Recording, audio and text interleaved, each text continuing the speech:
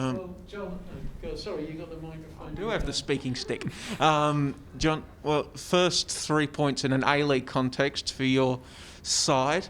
We'll get to the goal in a second because there has been a bit of controversy around it. But first, what were your thoughts on your side's performance across the whole of the 90 minutes? Look, we knew it was going to be a really difficult game because the way that Perth play, and they were going to make it hard for us. And the performance probably overall wasn't as good as last week against Victory, but what the boys showed, they showed character and that resilience that when you're not playing that well, that you have to stay together and stay focused, and they did that. And they scrapped when they needed to scrap. They defended with their bodies on the line when they needed to. And we knew we'll get our chance, and that it was great to get that first win because no matter what, you become a little bit anxious when you don't have those 3 points, and you could feel that a little bit in the first half. And once they started to calm down, we started to get in good areas with Connor Payne and Lockie Wales in between in those pockets, and we started to cause some issues. So all in all, the performance wasn't as good, but the win was really important for us, and the boys showed good character. What was that drop-off down to? What did you do last week that you don't think you did this week? We became stretched, and then we weren't as calm on the ball in certain areas. We started to force things when we didn't need to. Once it becomes stretched like that, the way they play, they start to get second balls. We struggled in our build-up a little bit more this week. And then, if you lose the ball in those areas, they can hurt you. Some of the chances they had was us giving the ball away in those areas. But we still, defended well. A clean sheet this time. We haven't conceded a goal from open play. So in all 3 games, because in the cup game we conceded from a free kick. So that's showing good signs defensively especially, and we'll get better going forward once they start to gel more. Stretched how? Was it more vertically or horizontally? Because last week you seemed to be very narrow against Victory. Why was it more vertical or horizontal in that respect? A little bit of both. A little bit of that. We'll stretch. So when we're going to actually press, sometimes it wasn't at the right time when they had good possession of the ball when it wasn't a time to go. We go off of certain triggers, and then our back line was too deep, and then it becomes too much space in the midfield, and then sometimes when we have gone and they go long, the second ball actually falls to them, and then becomes harder for our midfielders. So. That's where we'll stretch a little bit. Against Victory, of course it's a different game, but we actually kept our structure a lot better. But these games can change. There did seem to be a bit of confusion in picking up Bodnar in that first half. What was the rationale there behind putting Kilkenny to press up onto him in that respect? There wasn't always, that it was the timing of it. And sometimes, if we are going to, press together, if Bodnar is that free player and you're close enough, then the midfielders can push on. But if you're not close enough and you are stretched, like I said earlier, it's harder then for Nil to push on. The second half we did that a lot better. They struggled to play through us in the second half. A couple of chances they had were through a long ball, second ball, but in terms of our structure was a lot better in that second half. It seemed to be more a transition game in the second half. Do you think that suited your team better? No, not really. No, I'd rather not be a transition game. The way that Perth play, they can make it into a transition game, and we knew that was something that we knew that could happen. Just on the goal, John, the Perth Glory players stopped. Seemed to think Connor had taken the ball out of play before he's crossed it in. The replays certainly suggest that.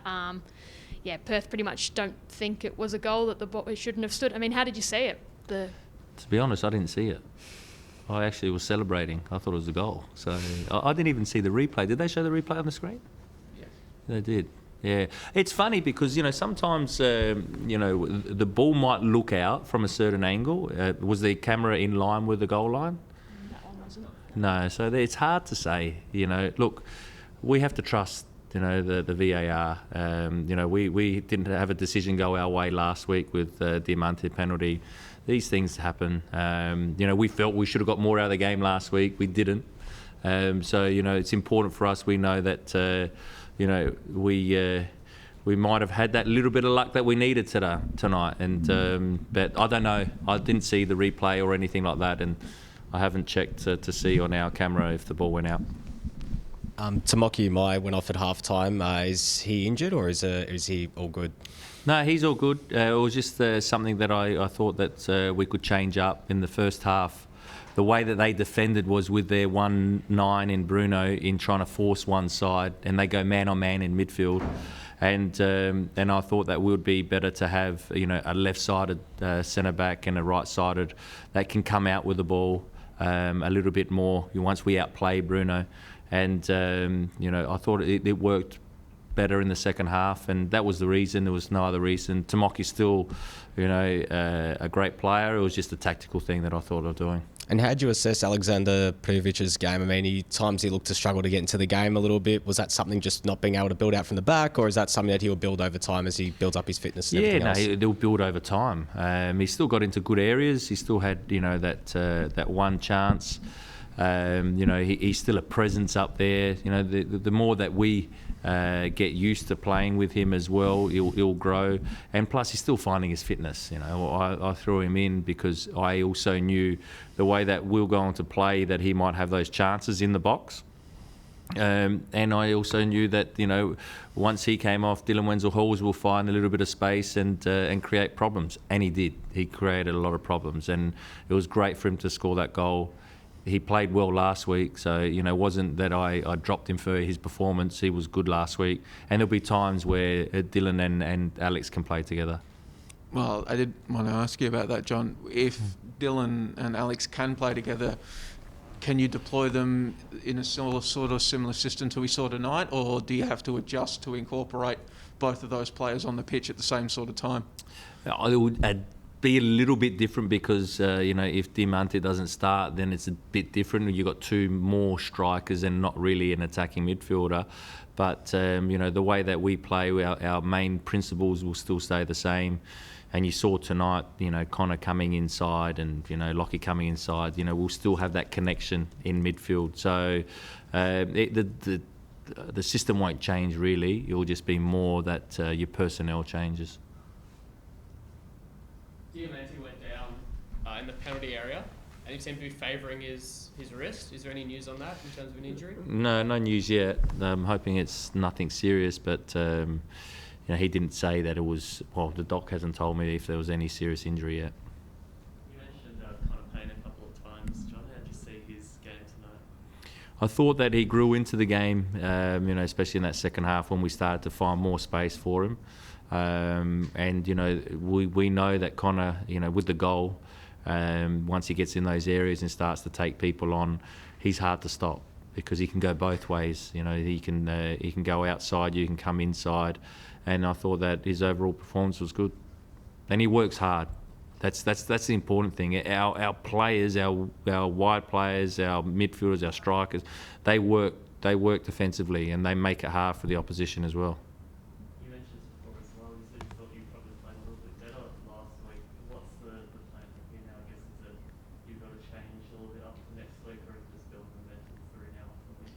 Yeah, this is going to happen sometimes. The sign of a good team is sometimes when you win when you're not playing so well, and that's why it was important for us. And you have to remember, as a club, a lot of those players were in there having lost all 8 games at the end of last season.